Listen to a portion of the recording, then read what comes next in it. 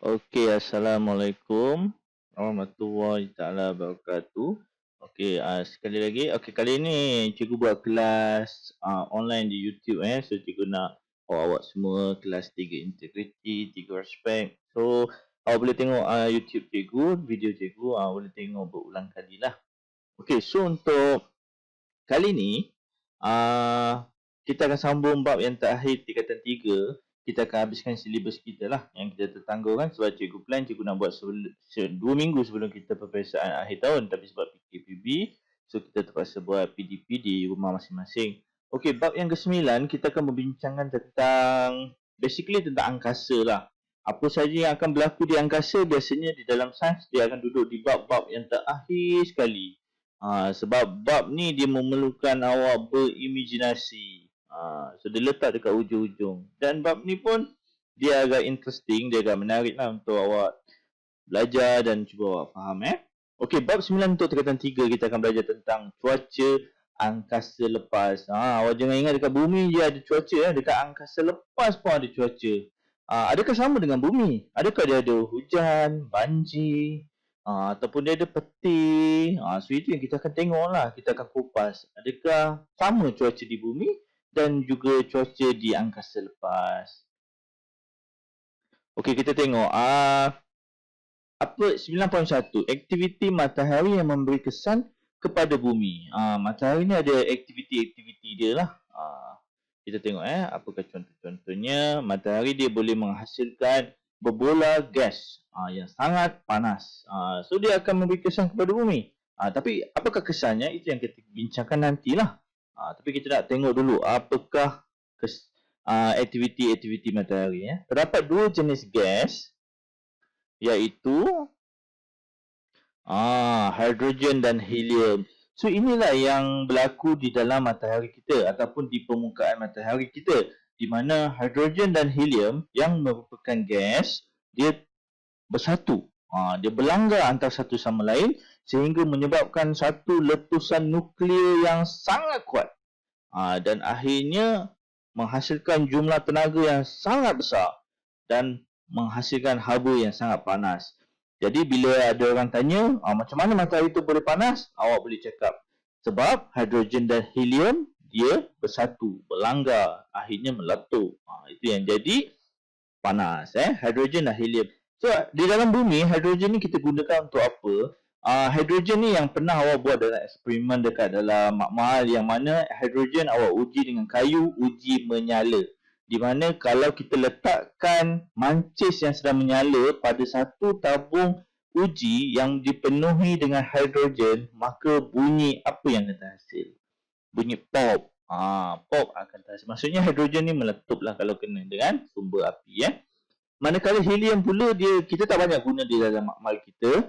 Helium ni biasanya yang guna adalah clown ataupun badut-badut yang sering kali mengisi belon dengan gas helium. Kenapa nak isi belon dengan gas helium? Sebab helium adalah gas yang ringan Dia ringan dan dia ringan dan dia boleh menyebabkan belon itu tak apa-apa dan akhirnya akan pergi naik ke atas. Kita kena tarik dia. Belon tu sentiasa ada dekat atas. Berlainan dengan belon yang awak tiup guna mulut. Dia akan jatuh disebabkan oleh graviti. Tetapi helium dia mempunyai jisim yang sangat ringan. Yes, graviti pun akan tarik dia, tetapi disebabkan dia ringan, so seolah-olah graviti tak nampak dia dan dia pun tak apung-apung Okey, kita tengok struktur matahari ini dia struktur dia. Awak tengok kat dalam tu, panas menggelegar. So ingat balik panasnya neraka tu hanyalah sedikit sahaja api neraka yang dicampakkan ke bumi kita. Kalau awak rasa ini panas, cuba awak fikir macam mana neraka tu lagi panas Okey, awak tengok dekat sini kita ada beberapa zon. Yang pertama kita ada zon perolakan. Kita kenali dulu zon-zonnya. Kita ada zon radiasi dan di tengah-tengahnya kita panggil teras. So ini teras ni kita ada belajar juga di dalam geografi Okey, 3 lapisan atmosfera matahari. So ini apakah itu 3 lapisan atmosfera matahari? Yang tadi tu, yang zone tu, itu adalah dia punya lapisan structure physical matahari. Tetapi yang ini adalah structure atmosfera dia. Kalau bumi pun ada atmosfera kan, yang mengandungi pelbagai jenis gas. Begitu juga dengan matahari, dia pun ada atmosfera dia. Yang pertama bernama chromosfera dan yang kedua adalah corona. Yang ini bukan COVID, bukan COVID-19, dia corona. Jadi corona ni nama yang popular. Kat bumi pun ada, matahari pun ada. Corona, lapisan corona.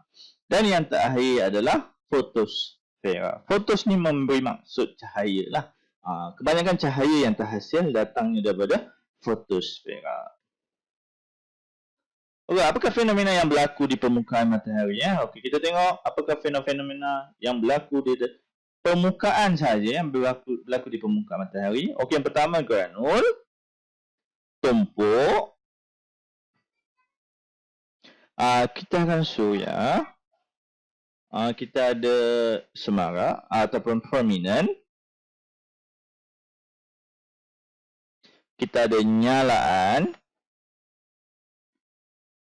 Kita ada lentingan jisim corona. Corona ni seperti yang kita bagi tahu pada awal-awal tadi, dia salah satu lapisan atmosfera matahari dan dia boleh menghasilkan lentingan jisim. Angin, angin. So kat sini antara-antaranya lah. Okey, kita tengok yang pertama adalah contoh granul. Granul tu adalah titik-titik yang kita nampak dekat matahari tu. Kita ada juga satu fenomena yang berlaku di permukaan matahari yang kita panggilkan tumpuk matahari. Itu kalau awak nampak tumpuk matahari kat situ, itulah rupa dia. Kita kenal dulu. Kita tak nak tahu dalam tu, kita kenal sahaja. Okey, granul dan tumpuk matahari dan juga kita akan kita tengok sikitlah. Okey, granul. Apakah itu granul? Granul adalah bahagian atas zon perolakan bagi plasma yang sangat panas dengan suhu setinggi 5,800 darjah Celsius. Ini baru saja zon perolakan. Zon perolakan adalah zon yang ke atas sekali di bahagian matahari tadi. Suhunya sahaja boleh mencapai 5,800 darjah Celsius. Campak emas, campak besi, semua cair on the spot. Okey, diameter purata granul adalah lebih kurang 1,000 kilometer. 1,000 kilometer. Tu agak jauh awak pergi lebih kurang awak sampai Thailand lah. Kita nampak granul tu macam setitik sahaja kan. Tetapi dia punya diameter dia sahaja sudah 1,000 kilometer daripada Johor, daripada sekolah kita, sekolah sukan di Johor sampailah ke Thailand. Itulah lebih kurang plus minus diameter granul. Okey, apakah itu pula tumpuk matahari? Tumpuk matahari ni kalau kita tengok daripada matahari bahagian atas tu, dia ada warna hitam-hitam tu. Itu kawasan panas ke kawasan yang sejuk kita tengok. Kawasan gelap pada permukaan matahari, dia sebenarnya kawasan yang hitam ni maksudnya dia tak berapa panas lah. Dia tak mendapat cahaya matahari sangat. Bukan nak cakap dia tak dapat lah sebenarnya. Dia dapat je, cuma dia antara kawasan yang paling sejuk lah kat matahari tu. Boleh awak bayangkan tak kawasan yang paling sejuk kat matahari? Ayat tu macam wujud ayat kawasan yang paling sejuk dalam matahari, atas matahari. Wow. Jangan awak fikir yang sejuk tu adalah seperti sejuknya di bumi ni, bukan suhu-suhu yang rendah pun kalau kita sampai sana pun kita boleh hangus juga. Lokasi letusan yang amat besar di fotosfera.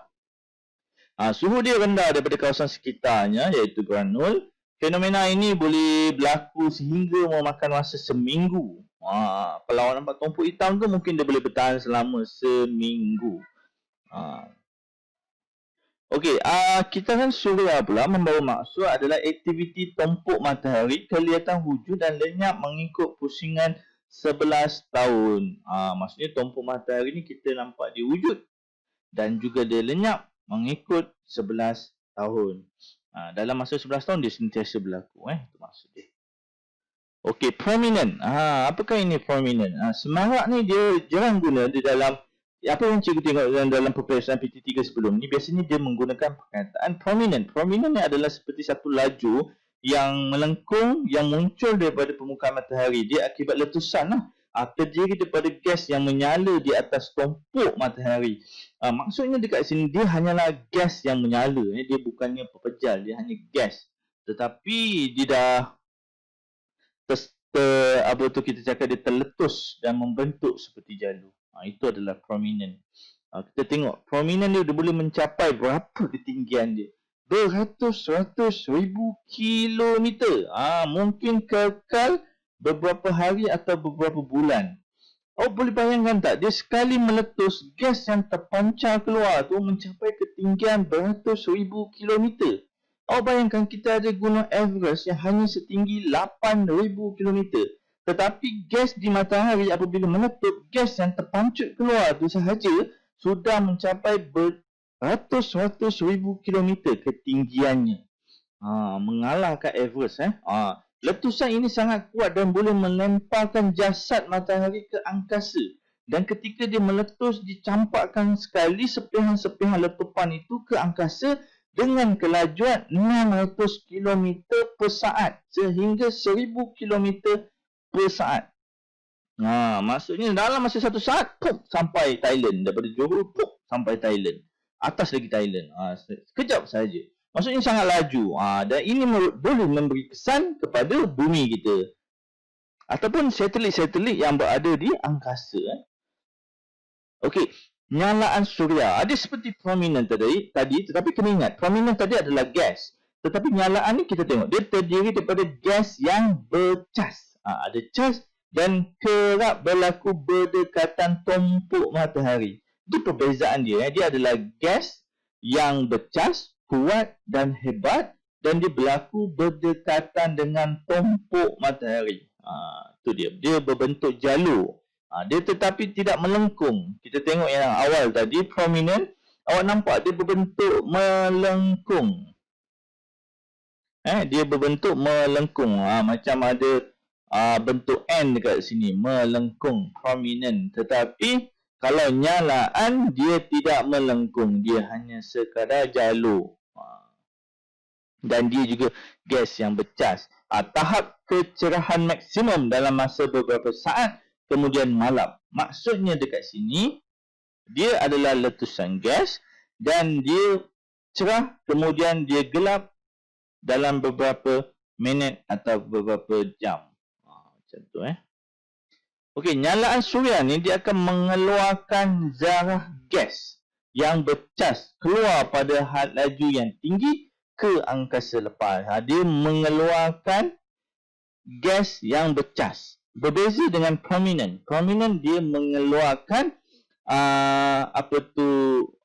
bahan-bahan ataupun zarah tadi kan daripada letusan tu. Tetapi untuk nyalaan, dia akan menyembuh zarah gas yang bercas. Cuba tengok prominent tadi. Prominent tadi dia boleh buat apa? Dia akan melemparkan jasad matahari. Jasad ni mungkin membawa maksud. Dia boleh membawa maksud seperti pepejal macam tu tetapi untuk nyalaan dia hanya menyembuh zarah gas sahaja pada had laju yang tinggi. Cahaya nyalaan surian berkelajuan cahaya ambil masa 8 minit sampai ke bumi. 8 minit. Dia dah meletusnya nyalaan ni 8 minit baru sampai ke mata kita. Zarah gas bercas sering kali bertindak balas dengan atom molekul dalam atmosfera bumi menghasilkan aurora yang hanya berlaku di udara kutub bumi. Kalau kita perasan, kita ada dekat kutub utara dan kutub selatan, langit kita tu kadang-kadang dia menjadi warna yang sangat cantik. Warna hijau, warna purple dekat langit tu. Tetapi macam mana boleh jadi macam tu? Dia disebabkan oleh zarah-zarah bercas yang dilemparkan oleh nyalaan suria. Okey, kita tengok. Okey, ini adalah lapisan atmosfera bumi iaitu korona dan dia menghasilkan lentingan jisim. Apakah itu lentingan jisim? Berbentuk awan yang besar terdiri daripada plasma yang meletus daripada matahari. Okey, apa yang berlaku dekat sini? Jisim lentingan ni dia mengeluarkan zarah yang bermagnet. mengambil masa 3 hari untuk sampai ke bumi. So ambil masa lama jugalah 3 hari. Nyalaan suria tadi dia melemparkan zarah dan cas, cahayanya pula 8 minit sahaja dah sampai ke bumi. Tetapi untuk zarah bermagnet yang dilemparkan oleh kita panggil tadi lentingan jisim korona, dia mengambil masa 3 hari untuk sampai ke bumi. Zarah magnet ini bertindak balas dengan atom molekul di atmosfera bumi juga boleh menghasilkan aurora, iaitu langit yang kelihatan berwarna cantik, biru ataupun hijau, kuning, merah, semua boleh. Okey, yang seterusnya adalah angin suria. Nampak guys tu? Ada angin. Ini angin yang terhasil daripada tindak balas matahari. Dia samalah seperti macam puting beliung kalau awak nampak dalam video tu. Okey, apakah kesan dia kepada bumi? Dia mengubah magnetik bumi disebabkan oleh angin ni. Okey, kita tengok. Okey, zarah dan plasma meletus daripada matahari bergerak bersama-sama dengan kelajuan yang sangat tinggi. Kita ada zarah-zarah yang bercas, gas-gas yang bercas yang dilemparkan oleh nyalaan suria, yang dilemparkan oleh prominent, dan dia ni adalah berkelajuan yang sangat tinggi. So dia membawa medan magnet antara planet. Dia membawa medan magnet sekali. So sebab itulah dia boleh mengubah medan magnet bumi. Kelajuan angin suria ni pula adalah supersonik dengan kelajuan 250 km per saat sehingga 750 km per saat. So angin dia sangat laju. Angin yang membawa zarah-zarah plasma. Okey, apakah kepentingan magnetosfera bumi dan kepentingannya? Okey, kita ada bumi, kita ada medan magnet. Medan magnet ni maksudnya kutub utara dan kutub selatan. Dia sentiasa menarik antara satu sama lain kan. Itu yang kita panggil sebagai medan magnet. Kalau awak tengok kat gambar yang pertama, kutub selatan dia akan sentiasa mengarah ke kutub utara dan kutub utara akan menjadi kutub utara lah. Dia akan, kalau awak tengok laluan dia kat sini, dia sentiasa naik ke atas. Sebab kutub selatan dia akan sentiasa mencari utara. Dia akan tertarik antara satu sama lain. Okey, magnetosfera bumi, medan magnet bumi dekat atas, magnetosfera bumi kat bahagian bawah. So awak nampak perbezaan dia. Medan magnet bumi dia tidak ada entiti lain, tetapi kalau magnetosfera bumi dia ada entiti lain. Seperti awak tengok dekat bahagian bawah ni, kita macam ada gangguan daripada magnet daripada matahari, daripada angkasa. Okey, bandingkan corak garisan magnet-magnet bumi dengan magnetosfera bumi. Okey, kedua-dua corak medan magnet tidak tetap berdasarkan kepada interaksi angin suria dan dengan medan magnet bumi. Okey, medan magnet bumi ni dia berubah sedikit-sedikit saja, tetapi magnetosfera bumi ni boleh berubah dengan banyak. Kenapa medan magnetosfera bumi ni boleh berubah dengan banyak? Sebab dia sentiasa menerima angin suria ataupun zarah partikel-partikel gas-gas daripada hembusan nyalaan dan prominent daripada matahari tadi. Okey, apakah itu magnetosfera? Kita tengok maksud dia, dia adalah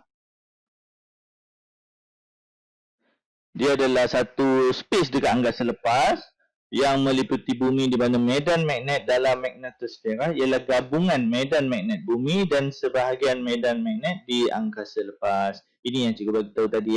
Kalau medan magnet bumi hanya melibatkan medan magnet bumi, tetapi kalau magnetosfera dia melibatkan medan magnet sebahagian bahan di dalam angkasa lepas. Angkasa lepas kita pun ada medan magnet lain. Sebab awak jangan ingat kita ada bumi saja. Kita ada di dalam sistem suria kita ada pelbagai planet juga, dan kita ada pelbagai bulan, kita ada pelbagai jisim.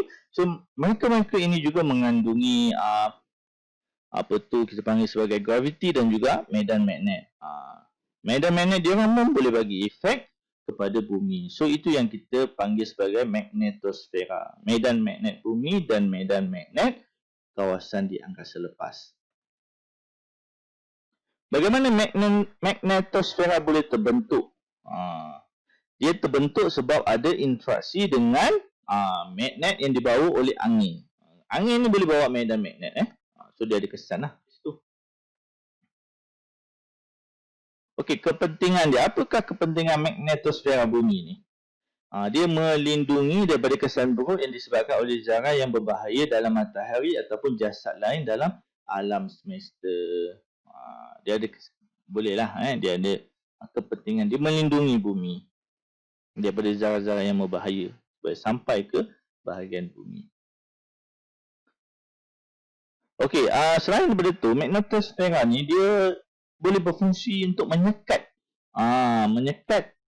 hidupan di bumi daripada terima kesan yang buruk disebabkan oleh angin suria tu tadi.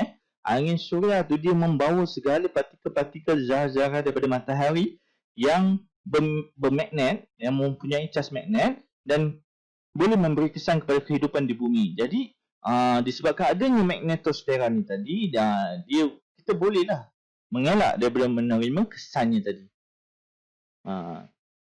Okey, tengok dia menghalang cas-cas seperti elektron, proton, alfa daripada angin suria yang sampai ke bumi. Bilangan zarah yang berlebihan ni akan mengganggu telekomunikasi dan navigasi kita.